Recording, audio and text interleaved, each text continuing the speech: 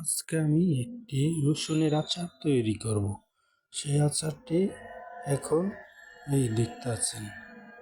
আমি এখন আচারটি তৈরি করব, খাইতে খুব সুস্বাদু উপকারিত। এই আচারটি দেখতেও যেরকম লোভনীয়, খাইতেও তেরকম লোভনীয়। আচারটা খেলে আপনি অনেক কাজে উপকারিতা পাবেন।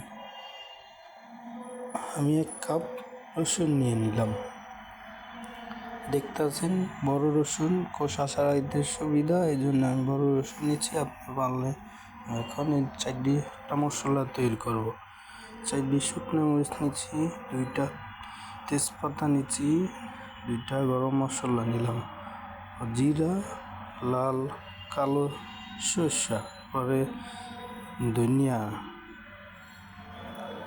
কিছু পাঁচফোড়ন নিলাম।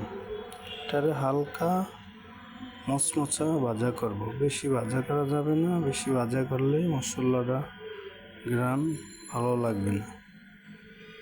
মচমচা করতে হবে হালকা।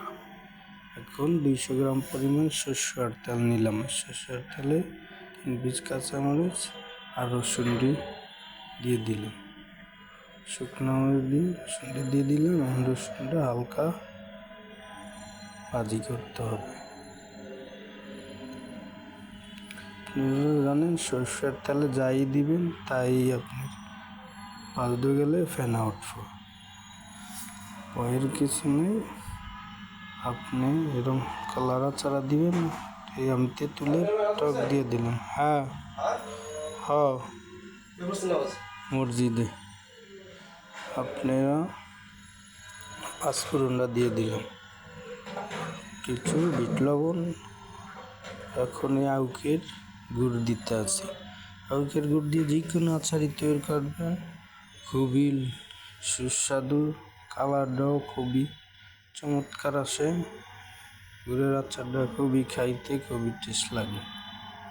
এখন আমি 1 চামচ ভিনেগার দিয়ে দিলাম। ভিনেগারটা দেওয়ার কারণ হলো আপনি 6 মাস 1 বছর রাখবেন, আচারটা নষ্ট হবে না। ভিনেগারটা দিলে আচারটা নষ্ট হবে না।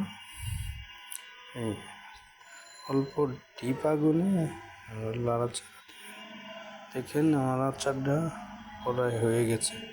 এখানে আমি জাল নিভিয়ে দিছি। এখানে দেখতে পাচ্ছেন, আপনারাও চেষ্টা করলে বানাইতে পারবেন।